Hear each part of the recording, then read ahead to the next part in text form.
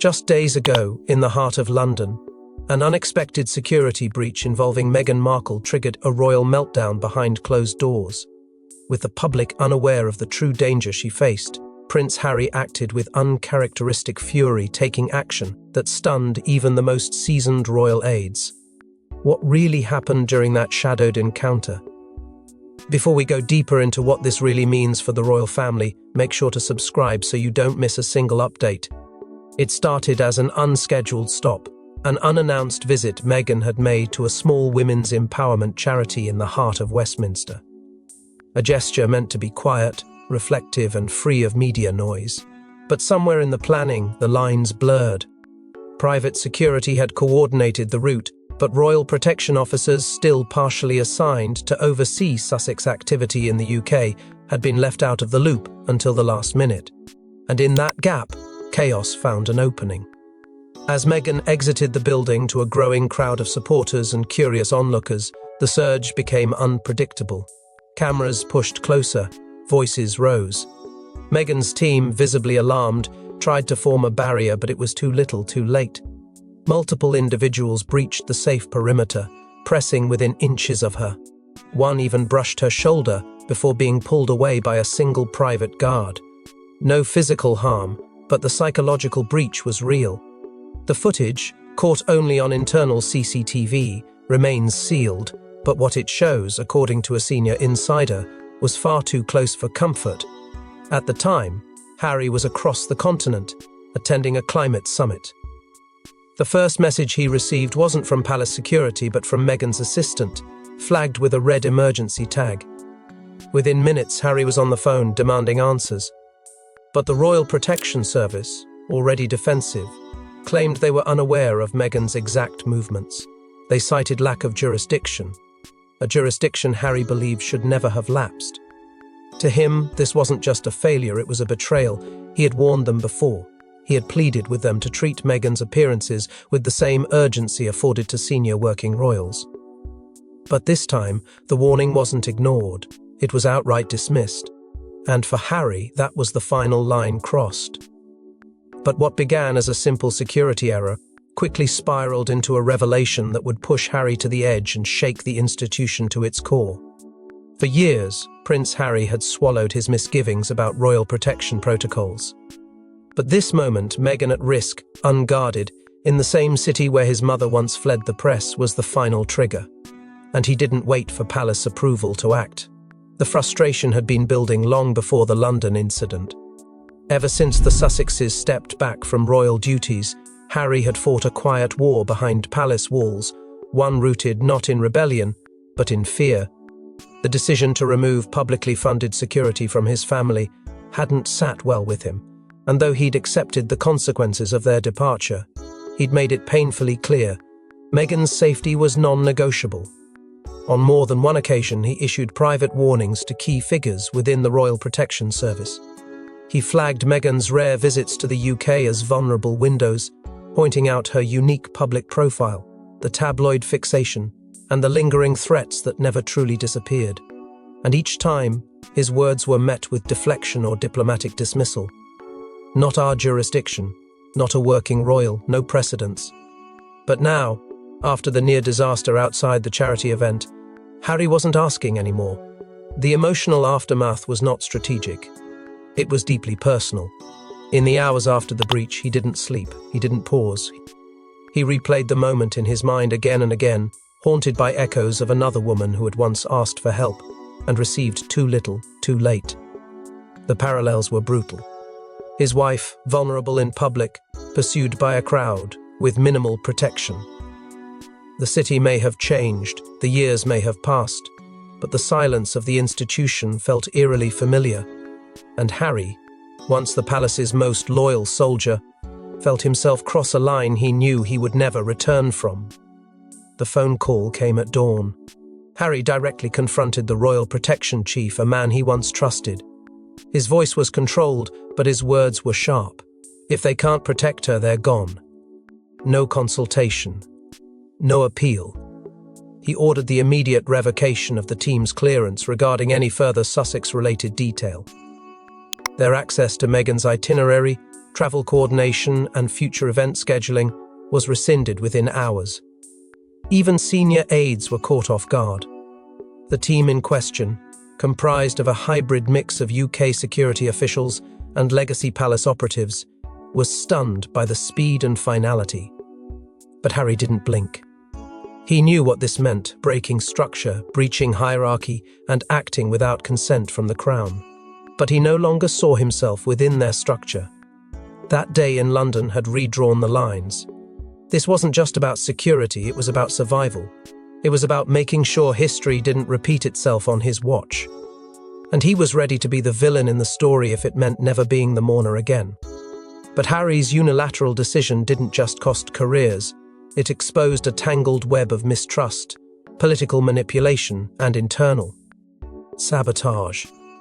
When news of the dismissal reached senior palace officials, there was no official statement, only a tightening of lips and locked offices. Behind the scenes, however, powerful forces were already moving to contain the damage and perhaps punish Harry in return. Buckingham Palace had endured scandals, leaks, even abdications. But this was different. Harry's move wasn't just emotionally driven, it was operational. It cut through the core of the monarchy's protected machinery and sent ripples through the chain of command. No prior warning, no counsel, no deference to protocol. And in doing so, he exposed a vulnerability the palace wasn't ready to acknowledge, that one of their own could act independently, and worse, publicly.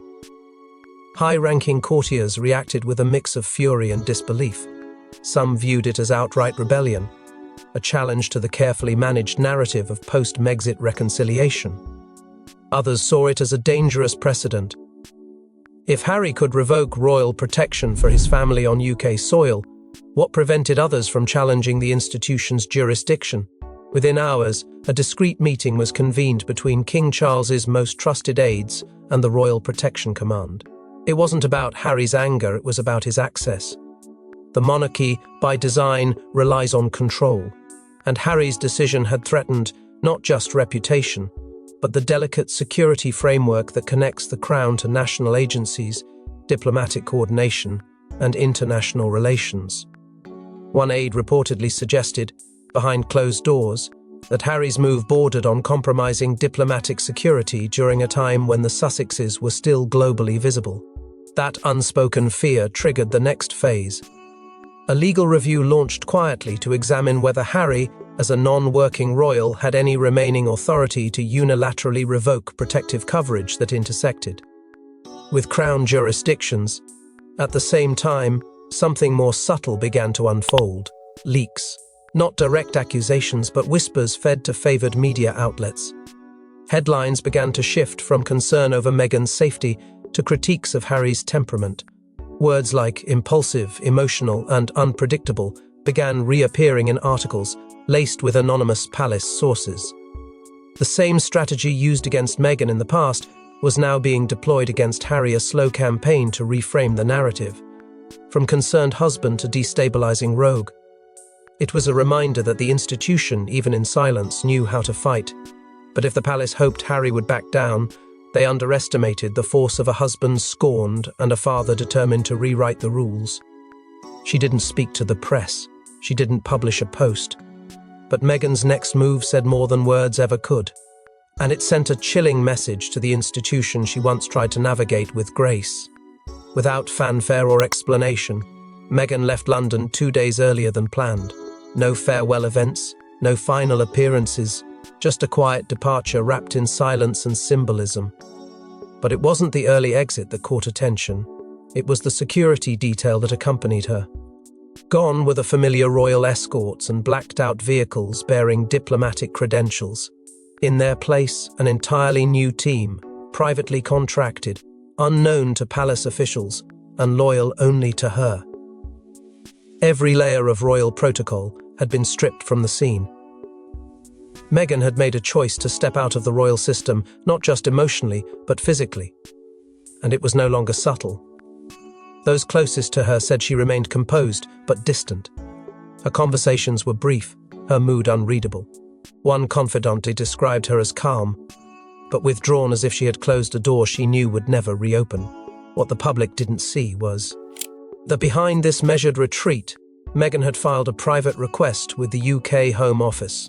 The request wasn't for additional protection, it was for full exemption from any future involvement with royal protection.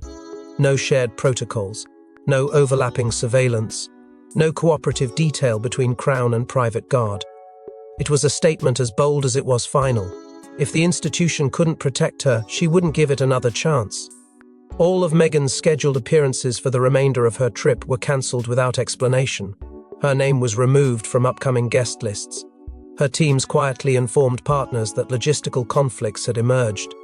But insiders knew better. This wasn't about logistics. This was about trust and the lack of it. For Meghan, London had become more than just a memory of the past. It had become a landscape of betrayal. From her press battles to her palace isolation, and now to a security lapse that shook even her most composed supporters, the message was clear. The system never protected her, and it likely never would. Yet as Meghan stepped back into the shadows, Harry stepped forward into the storm. His resolve hardened, his patience gone. He wasn't going to let her carry the consequences alone. The decision he had made to dismantle the very team sworn to safeguard royals was only the beginning. And now, with Meghan removed from the public eye, Harry was preparing to face the establishment.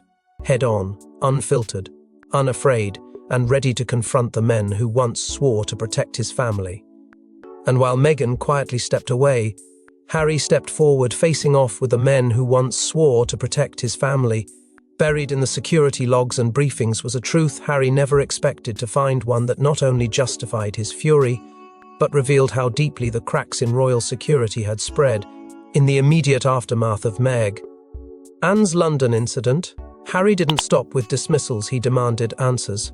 He requested full access to internal security briefings, communication chains, and personnel logs from the day in question.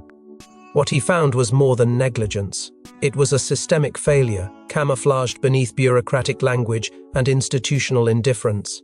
In the internal summaries, multiple risk assessments had been flagged in the hours leading up to Meghan's arrival, some issued from private contractors, others from intelligence briefings passed to royal protection. And yet, not a single high-level response had been initiated. Warnings were acknowledged but not escalated.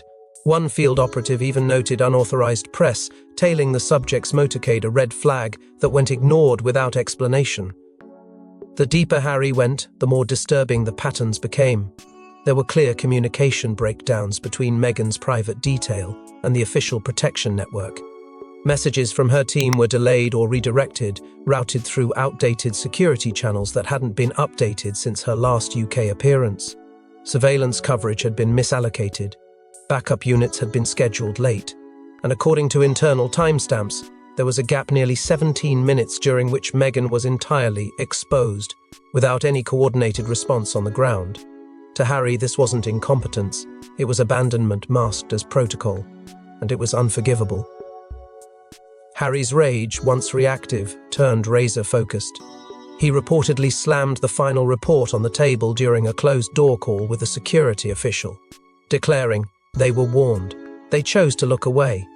But beneath that fury was something colder resolve, because now he had proof. Evidence that could be traced, questioned, and weaponized if needed, and he intended to use it. Not just to protect Meghan, but to expose the rot within the system that claimed to safeguard the royal family. This wasn't about one failure, it was about an entire framework built on selective urgency, political maneuvering, and outdated allegiance. Harry began drafting a series of internal letters, bypassing typical intermediaries, and sending them directly to figures who had once stood beside him at palace gates. He knew they'd understand the weight of what he was doing and the risk it carried. For years, Harry had restrained his fury, staying within the guardrails of decorum. But this was different. Now it was documented. Now it was real. Now it was impossible to ignore. And as he pushed forward with growing momentum, it became clear this wasn't just about justice. It was about dismantling a legacy of silence and building something that could never again choose to look away. And with this revelation, Harry didn't just act out of anger, he launched a campaign to hold the entire system accountable, even if it meant tearing it down. Inside Clarence's house, Whispers turned into closed-door strategy sessions. While King Charles remained quiet publicly, insiders report that behind the scenes, the royal couple was deeply divided on how to handle Harry's latest defiance.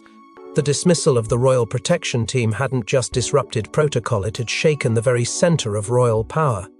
King Charles, recently striving to project stability and modernity, was now forced to confront the one thing he'd long avoided: open conflict with his youngest son. Publicly, he remained composed. There were no statements, no leaks, but privately, he was deeply unsettled. His focus was image, maintaining the institution's poise amidst the chaos. He urged his advisors to hold the line, to stay measured, to ensure this didn't become another media war. But even as he called for unity, cracks were beginning to form within the palace's inner sanctum. Because not everyone shared his desire for silence. Camilla, by contrast, was incensed. Those close to her say she felt blindsided, outraged that Harry had not only acted without consultation but had done so in a way that publicly undermined the authority of the crown. In her view, it wasn't just insubordination, it was humiliation. She reportedly confronted senior aides, demanding a stronger response. Her words, relayed through palace sources, were sharp. He's no longer part of this family's work. He should not be allowed to rewrite the rules. The debate inside the palace deepened. Some advisors urged a path of reconciliation, believing a private gesture, perhaps a meeting between father and son, could cool the fire. Charles briefly considered it, but after reviewing the fallout and under pressure from traditionalist factions, he pulled back. The meeting was cancelled. A message, perhaps unintentional but loud nonetheless. The consequences were felt quickly. Tension grew not just between Charles and Camilla, but between Charles and William. Unlike his father, William reportedly saw Harry's actions as emotionally driven but fundamentally protective. He understood the instinct, he'd lived it too. But where he differed was in strategy. William wanted a firm but private rebuke, not another palace Cold War. Yet his position was increasingly isolated. The more Charles leaned into silence, the more William sensed that old patterns were returning: rigidness, distance, and the illusion of control as a substitute for compassion. The generation gap was beginning to show, not in age but in approach. What emerged in those days was more than family drama. It was a philosophical battle between two visions of royalty. One, rooted in image, hierarchy, and caution. The other, shaped by experience, trauma, and urgency. As these tensions mounted, it became clear the firm was no longer a unified machine. It was a fractured organism, reacting to threats with hesitation instead of purpose. And Harry, now standing entirely outside its walls, recognized the space he was creating, space that might just allow for something entirely new to take shape. As the palace played defense, Harry went on offense, reaching out to an unexpected ally with the power to change everything. Harry didn't just fire the team, he replaced them. And the names that stepped in were not just private guards, but veterans of global elite security networks. Trained, tested, and loyal only to one mission: protecting the Sussex family. In the wake of what he viewed as an institutional betrayal, Harry moved swiftly and with precision. He understood the consequences of his decision. He knew the headlines it would spark and the outrage it would stir within royal circles. But none of that mattered anymore. What mattered was that the next time Meghan walked into a crowd, she wouldn't be depending on a system that had already failed her once. And so, he turned not to Britain, but to California, where a new model of protection was being built in real time. Within days, Harry secured the services of a former US presidential security chief, a name well known in high-level diplomatic circles, whose resume included everything from international dignitary protection to counter-surveillance operations in volatile zones. But this wasn't just about bodyguards. Meghan's new team would be layered, sophisticated, and state-of-the-art.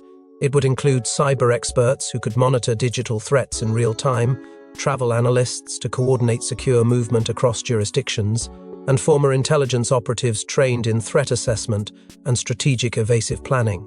This was a security detail built not from tradition, but from necessity, and in Harry's eyes it was long overdue. Gone were the assumptions that status alone equaled safety. The London incident had proven otherwise. There would be no more blind trust. No more waiting for outdated institutions to catch up to modern threats. Yet behind this radical shift was a deeper goal. Harry wasn't just rebuilding protection, he was redefining it. He quietly began conversations with global experts and legal advisors about establishing an independent security trust exclusively for non-working royals who found themselves navigating public life without institutional support. The concept was bold, potentially controversial, and almost guaranteed to rattle the royal status quo. But Harry was undeterred. This was no longer about titles or traditions. This was about survival, autonomy, and control. To the public, the move was met with curiosity, then growing admiration. The media began shifting its tone. Stories stopped calling him reckless and started calling him resilient. A new narrative emerged: Harry the protector, not the rebel. Social media lit up with praise for his actions, highlighting the lengths he was going to for Meghan's safety. For the first time in a long while, Harry wasn't just reacting to the institution, he was outmaneuvering it. And the world took notice. But even as Harry fortified his defenses, the storm wasn't over, because now the public wanted answers, and one name kept surfacing. As scrutiny turned inward, all eyes landed on the Royal Protection Directorate. Who allowed the breach? Who ignored the warnings? And more importantly, who stood to gain from letting Meghan face the crowd alone? The official narrative was beginning to crumble. What had first been dismissed as a logistical misstep quickly evolved into something darker, more deliberate. Within days of Harry's explosive dismissal of the palace-assigned team, an internal investigation was launched.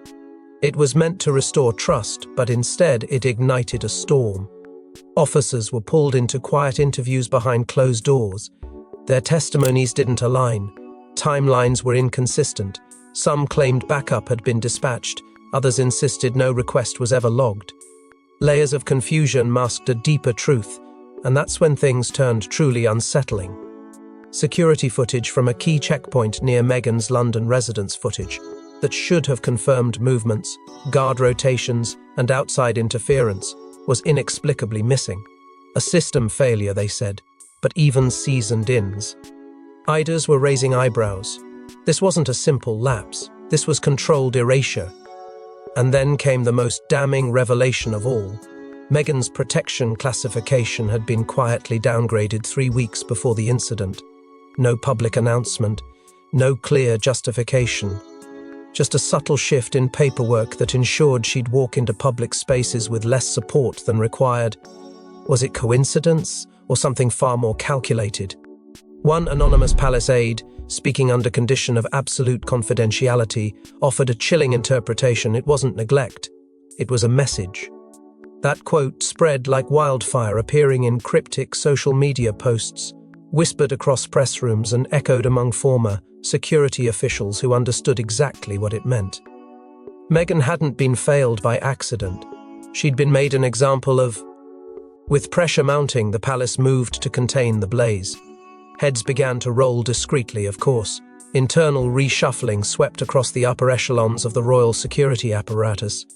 Commanders were rotated out, reassigned, or urged to retire. Public statements praised their decades of service, but insiders knew the truth. This wasn't gratitude. It was damage control. The firm needed fresh faces, clean records, and plausible deniability. But for Harry, the timing was too convenient. The personnel changes didn't erase the questions, nor did they address the rot at the center of the system. He saw it for what it was, a desperate attempt to silence the noise without ever acknowledging the cause. And that silence, that refusal to admit fault, only fueled his next steps. And as the inquiry expanded, so did the firestorm, leading to a final move that none expected and the firm feared most. Late last night, Prince Harry issued a handwritten letter to the Royal Protection Directorate and the Crown Office. In it, he didn't just dism a team. He severed a legacy and formally declared his independence from the institution's authority over his family's safety. It wasn't loud, it wasn't televised, it was deliberate. The envelope, sealed in wax and marked with a private insignia, never passed through royal couriers. Instead, it travelled by private hand. avoiding the press and palace intermediaries entirely. By dawn, the contents were in the hands of those at the very top, shockwaves rippling through the Royal Protection Directorate before the ink had even dried. Inside was a statement unlike anything the Crown had received in recent memory.